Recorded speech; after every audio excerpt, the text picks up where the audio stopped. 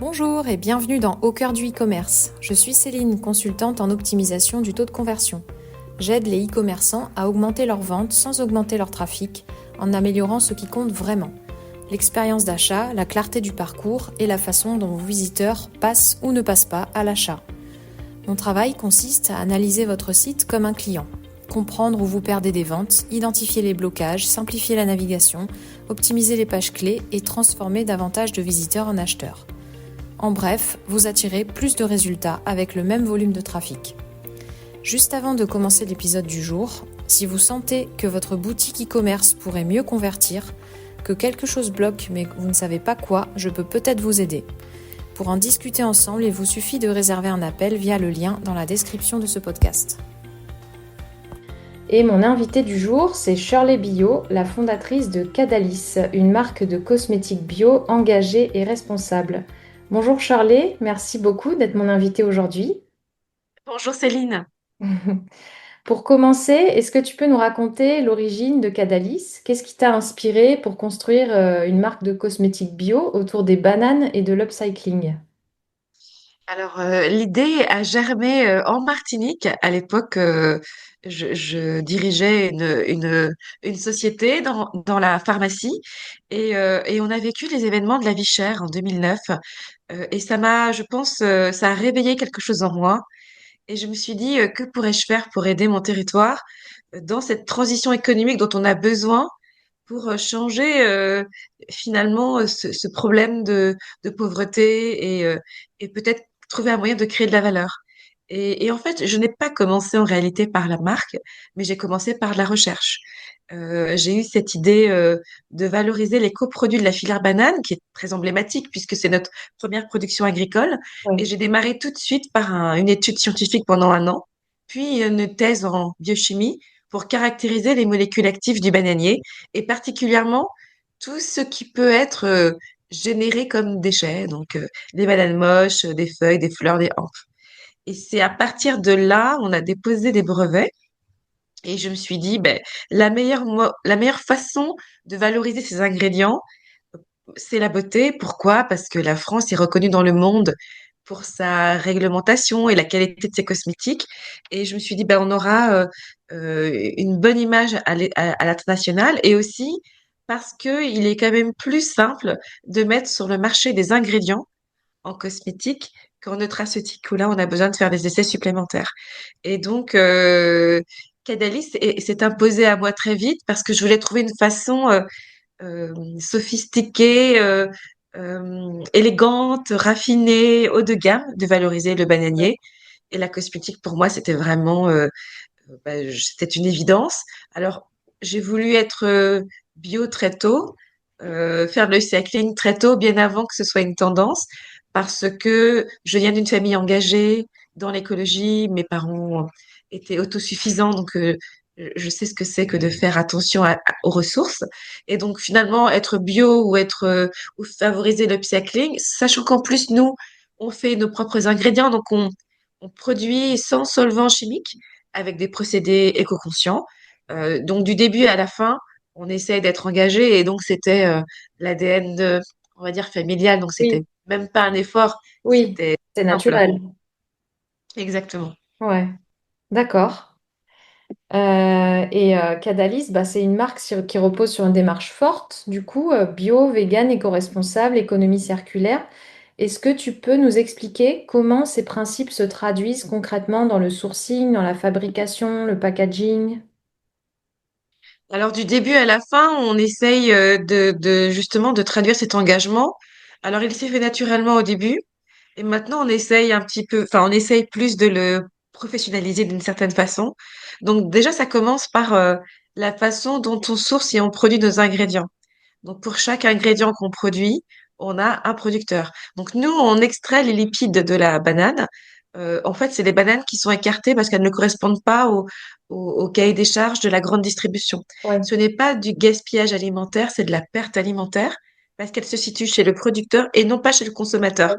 L'intérêt de faire ça, c'est qu'on a une traçabilité du sourcing puisqu'on sait exactement d'où viennent les bananes. Ouais. On sait de quelle plantation elles viennent. Donc, nous, on sait exactement quel producteur est derrière chaque banane.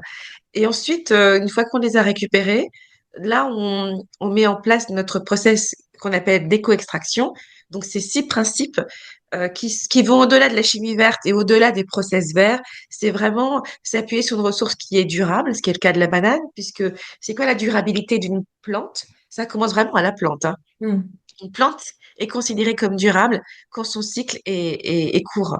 Typiquement, les herbes, c'est un cycle court et donc effectivement, ça en fait une ressource durable. Si vous comparez, par exemple, prenons un olivier, ben, vous Ouais. devez planter l'arbre et attendre plusieurs années avant qu'il porte Et ses oui. fruits. Et il n'y a qu'une production après par an, là où par exemple le bananier, c'est un cycle de 9 mois, c'est une herbe géante. Tous les vous avez des bananes au bout de 9 mois, mais vous avez des bananes tous les jours. En Martinique, on récupère des bananes tous les jours, il n'y a pas de saison. Donc D'accord. déjà, à la base, c'est une ressource qui est durable. Ensuite, on récupère des coproduits. Après, on fait de l'éco-extraction, donc on extrait son solvant chimique avec des procédés qui consomment peu d'énergie, où on a très peu d'étapes de transformation. Et là, on arrive à l'ingrédient. Nos ingrédients sont certifiés bio par Cosmos et EcoCert. Puis, nous avons la formulation. Et là, nous tâchons de formuler des produits qui sont certifiés vegan, cruelty-free, bio en partie, parce qu'on a des produits qui ne sont pas certifiés bio, mais qui sont 100% naturels ou à D'accord. 99,95% naturels. Et Ouais. puis après, on fait aussi, c'est au niveau des packaging, forcément, même quand nos produits sont pas bio, on respecte les cahiers des charges bio. Hmm. Donc, on a des packaging qui sont recyclables, en partie avec des matériaux qui sont eux-mêmes déjà recyclés. On a une partie de nos packaging qui sont en verre et puis l'autre qui sont en plastique, mais en plastique qui sont un mélange entre du recyclé et du recyclable. Et D'accord. puis après, ben, nos packaging, ce qu'on appelle secondaires, donc nos étuis, sont faits, eux, à partir de forêts qui sont gérées durablement et qui sont labellisées FSC.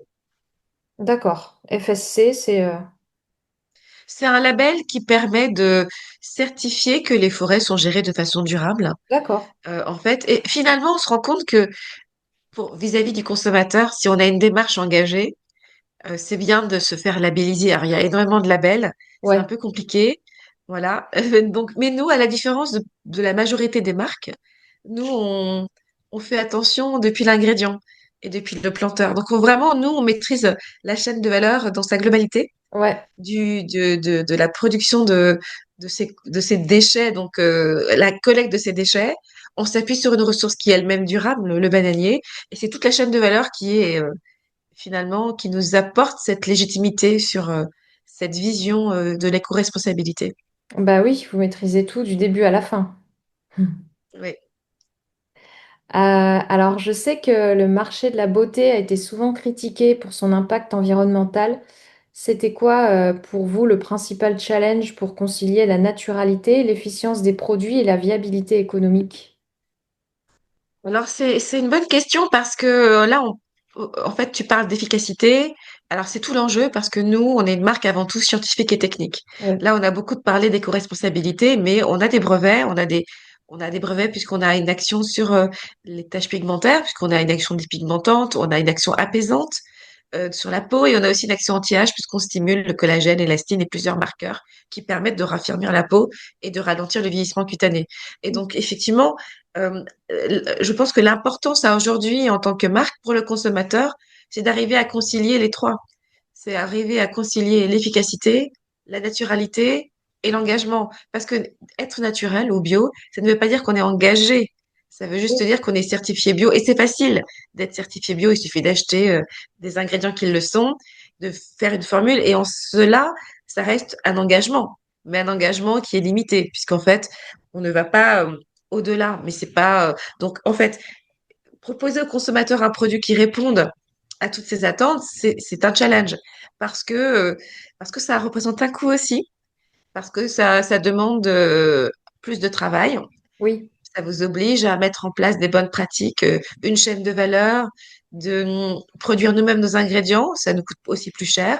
Et là, en l'occurrence, la prochaine étape de notre mission, là, nous sommes lauréats France 2030, ma première usine, les premiers de l'outre-mer, et on est en train de travailler sur la construction d'une usine de chimie verte en Martinique pour faire de l'éco-extraction directement sur place, pour justement être créateur de valeur, être encore plus engagés. Ouais.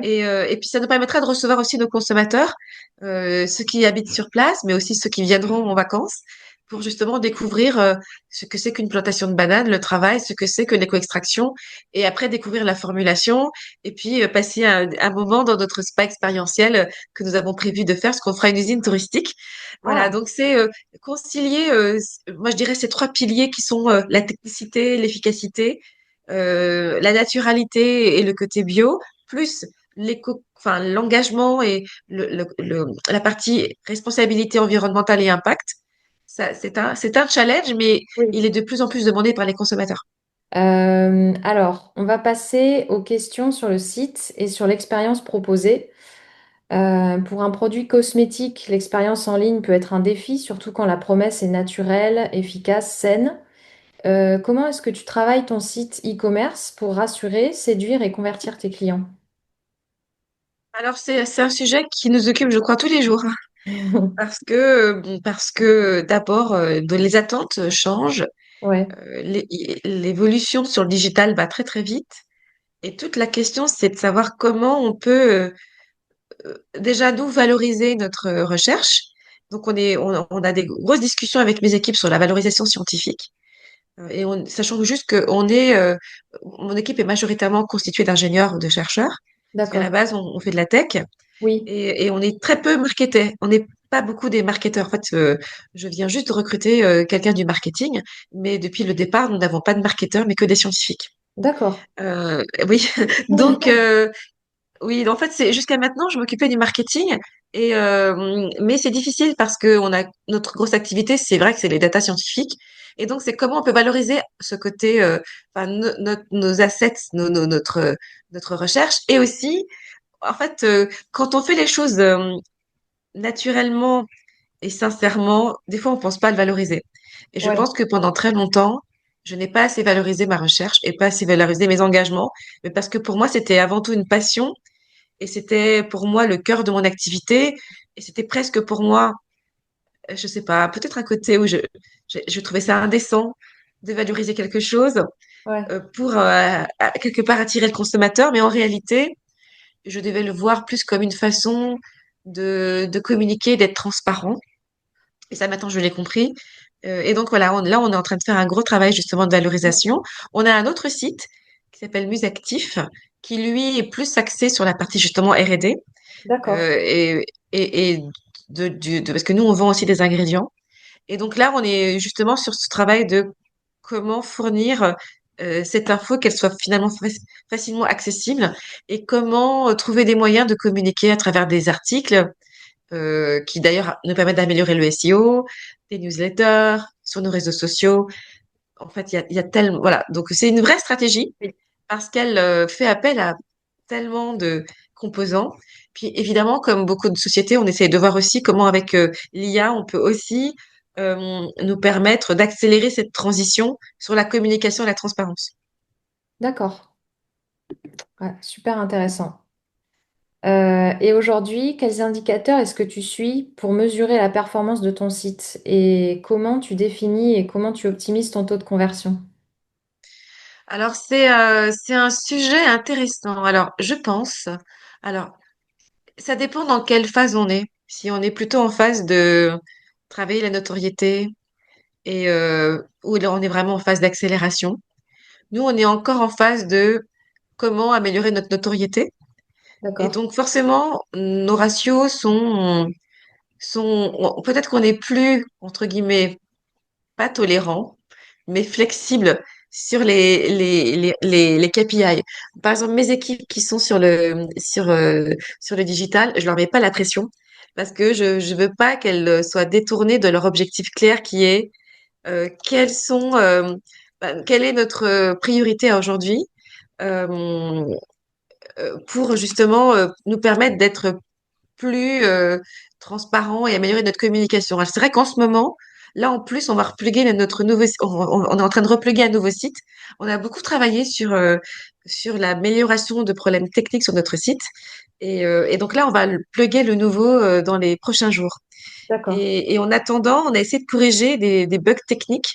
Et d'ailleurs, on s'est beaucoup rapproché des équipes de Meta, de Pinterest ou de TikTok pour justement avoir un accompagnement, pour savoir comment activer des leviers pour justement faire venir les consommateurs sur notre site et améliorer la transformation. Et de l'autre côté, comment notre site peut permettre d'améliorer le parcours du client, de lui permettre d'avoir l'information assez rapidement et comment améliorer la conversion, en fait. Donc, évidemment, comme en plus on fait de la publicité sur notre site, évidemment qu'il y a des KPI qui sont importants parce qu'on les suit.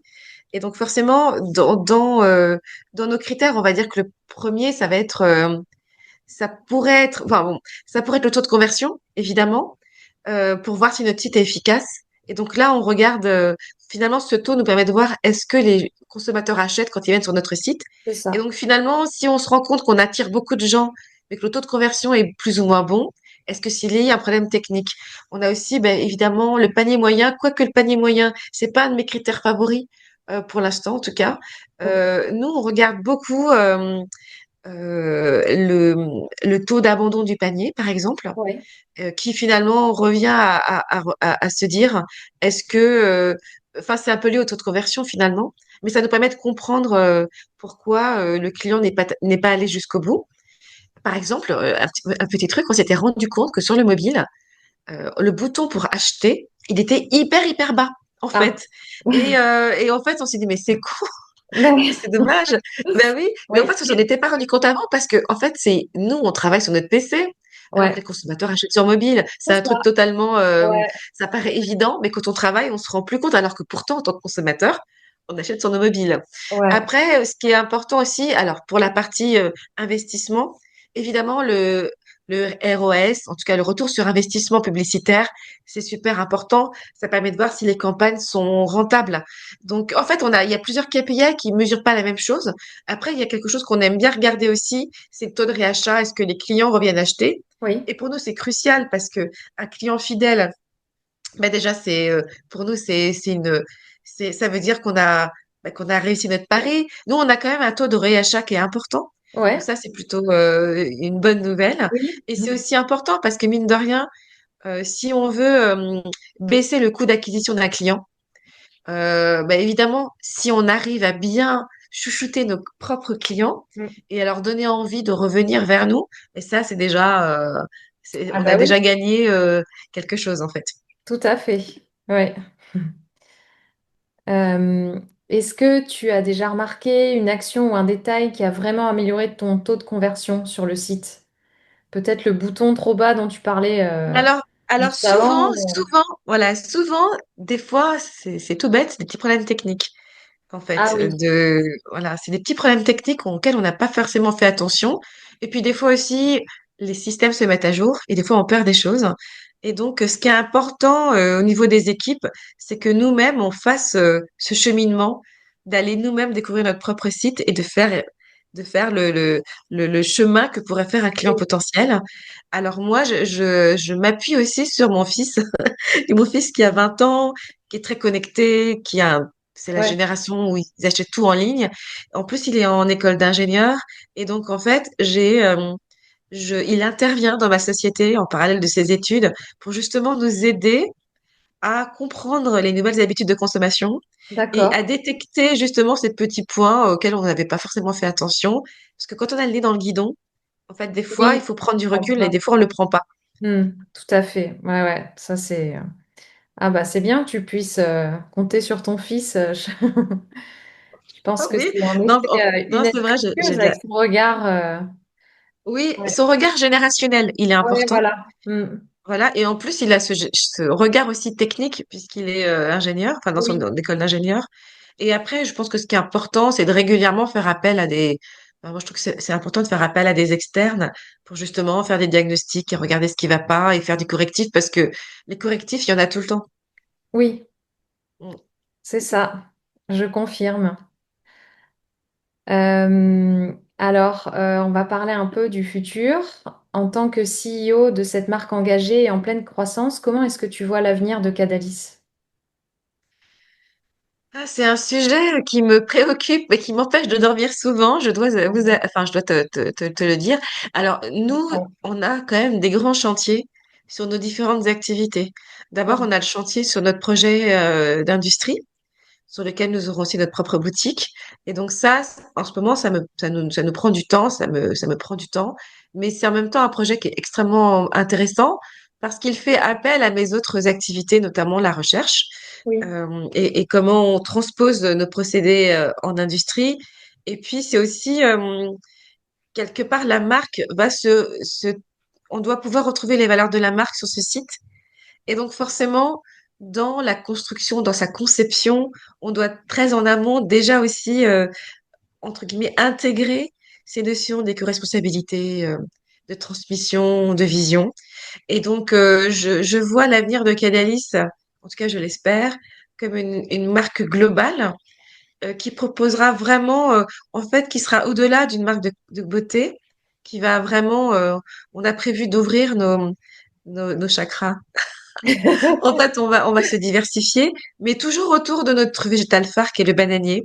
Ouais. Et on va se diversifier pour proposer autre chose à nos consommateurs. D'accord. Donc, et puis on est en train de renforcer. Là, on a beaucoup de nouveautés qui vont arriver sur la partie ingrédients, qui D'accord. vont forcément nourrir la marque puisqu'on va développer de nouveaux produits grâce à de nouveaux ingrédients qui vont sortir en 2026. Donc en fait, nos activités se nourrissent entre elles. La Ouais. recherche qui développe de nouveaux ingrédients qui viennent nourrir la marque qui avec ses valeurs ben, nourrit comment nous avons décidé de concevoir nos actifs et comment on va concevoir notre usine. D'accord. Eh ben, plein de jolis projets. C'est une belle aventure, une très très Ah belle oui, aventure. oui, c'est sûr. Et ça m'amène à ma question suivante. Quel est selon toi l'élément le plus humain derrière le succès de ton e-commerce? Alors moi, j'ai toujours un peu du mal avec le mot succès. Parce que moi, je suis trop exigeante et perfectionniste. Et pour moi, je l'utilise pas du tout, en fait, pour rien. Le succès, je l'utilise pas. D'accord. Ouais, parce que je suis toujours en train d'essayer je veux toujours, je suis dans l'amélioration continue. Oui, Et en fait, je reconnais que je ne suis jamais satisfaite. Même quand on a des victoires, oui, je suis contente, mais en fait, je pense déjà ouais, à l'étape d'après. Et peut-être que finalement, une des clés du succès, c'est peut-être se réjouir du moment présent, d'être ancré plus dans le présent, ce que j'essaye de travailler. J'estime pas encore en être au stade du succès. En fait, pour l'instant, on fait beaucoup d'investissements oui, parce qu'il faut quand même savoir que nous, on n'est pas qu'une marque de cosmétiques ou de beauté. Nos activités principales, c'est la recherche oui, et la technologie qui sont notre moteur principal. Et donc là, on vient de finir 3 années de recherche et d'un programme de recherche qu'on est en train de déployer maintenant. Et c'est vrai que quelque part, la marque, euh, elle a dû aussi, quelque part, dans sa phase de croissance, attendre aussi ça. En fait, c'est un peu comme une grossesse. Là, en fait, on a passé 3 ans sur des gros programmes de recherche pour arriver à maintenant nouveaux ingrédients, ce projet d'usine et une marque qui va se développer oui, qui va s'accélérer sur 2026. Donc, parfois, il faut pouvoir accepter dans un projet que le projet est pas forcément linéaire, vous voyez, oui, enfin, tu vois, en croissance comme ça, oui, mais que parfois on est obligé de faire des paliers parce qu'on a besoin, parce que nous, on a différentes activités, c'est la différence, hein. On n'est oui, pas juste une marque qui produit, qui fait faire ses formules ailleurs. Nous, on construit nous-mêmes nos innovations. Donc forcément, à un moment ou à un autre, on est mobilisé sur autre chose. Donc là, maintenant qu'on a fini cette grosse phase de R&D, on se remobilise sur le site pour améliorer l'expérience, parler plus de notre recherche, et voilà, c'est les ouais. étapes d'après. Donc, Et le succès, on en comparaison. reparlera, je sais pas, on en reparlera dans quelques années, Ouais, quand j'estimerai que je le mérite, mais pour l'instant, j'ai un peu du mal avec ce mot, en encore fait, en je reconnais. cours, on va dire, en croissance, Oui. quoi.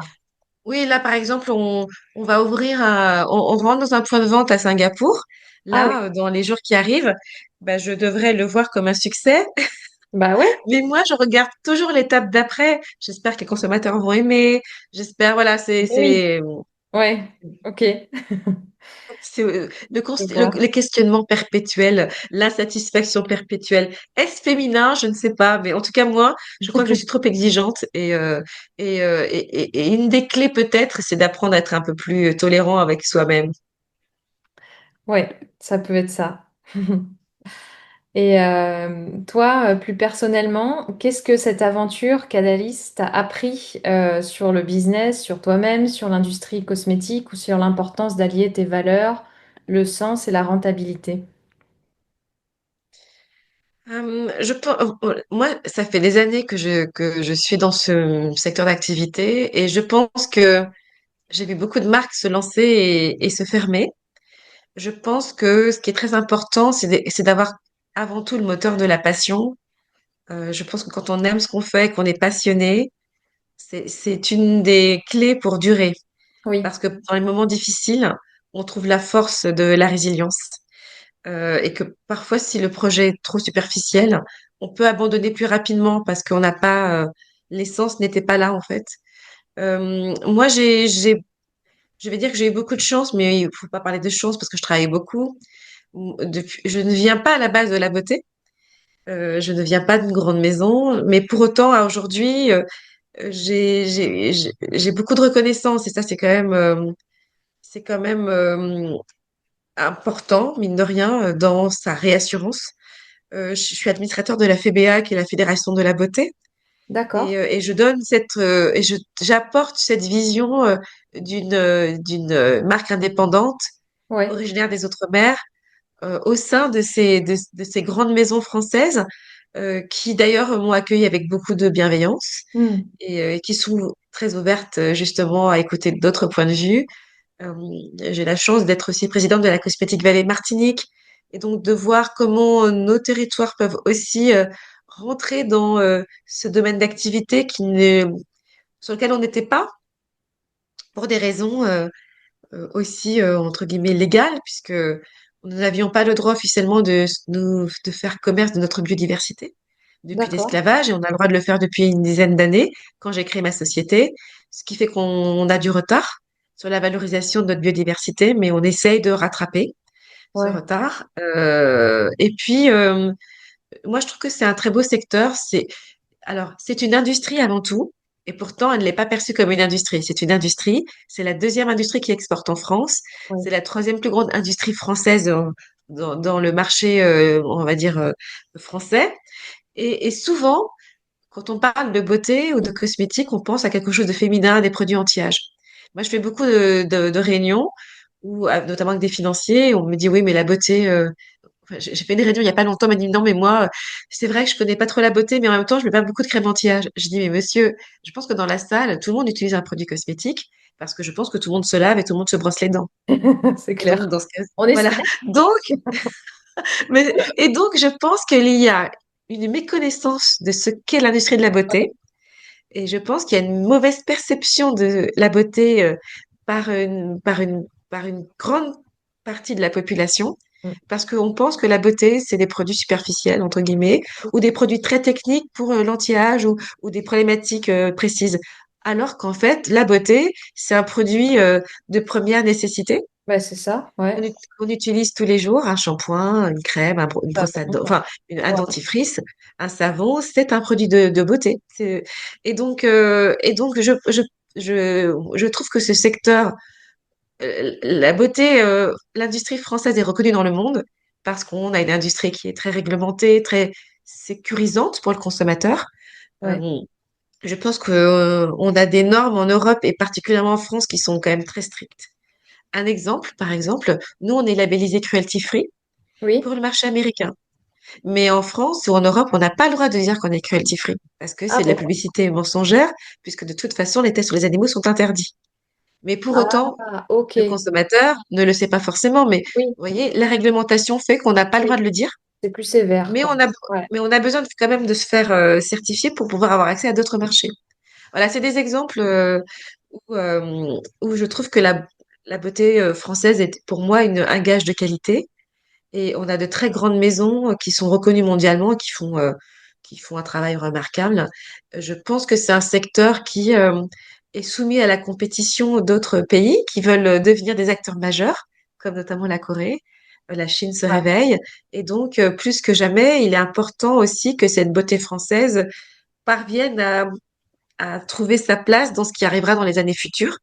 Et voilà, donc il y a de gros enjeux dans le secteur de la beauté, mais en même temps, c'est un secteur qui est essentiel à la fois au quotidien, mais aussi qui fait du bien, en fait, qui Mm. fait du bien aux femmes et aux hommes pour se Oui. sentir mieux dans leur peau, pour traiter des problématiques de boutons, de taches, de rosacée ou autres. Je trouve que la beauté, c'est important pour l'équilibre et se sentir bien, pour le bien-être mental. Je trouve que c'est Ouais. une très belle industrie. Mm. C'est vrai. Eh ben, merci beaucoup, Shirley, pour ce partage. J'arrive à la fin de mes questions. C'était super intéressant. Et merci à vous d'avoir écouté Au cœur du e-commerce. Si cet épisode vous a plu, abonnez-vous et partagez-le à un e-commerçant autour de vous. Si vous souhaitez augmenter vos ventes sans dépenser plus en acquisition, c'est exactement ce que je fais. En tant que consultante en optimisation du taux de conversion, j'analyse votre site pour identifier les points de friction, les pages qui font fuir vos visiteurs, les éléments qui créent du doute. Puis je vous aide à simplifier le parcours, clarifier l'offre et améliorer l'expérience d'achat. Résultat, plus de visiteurs qui deviennent clients avec le même trafic. Si vous voulez qu'on regarde ensemble comment on peut booster vos ventes, réservez un call via le lien en description du podcast. À très vite pour un nouvel épisode.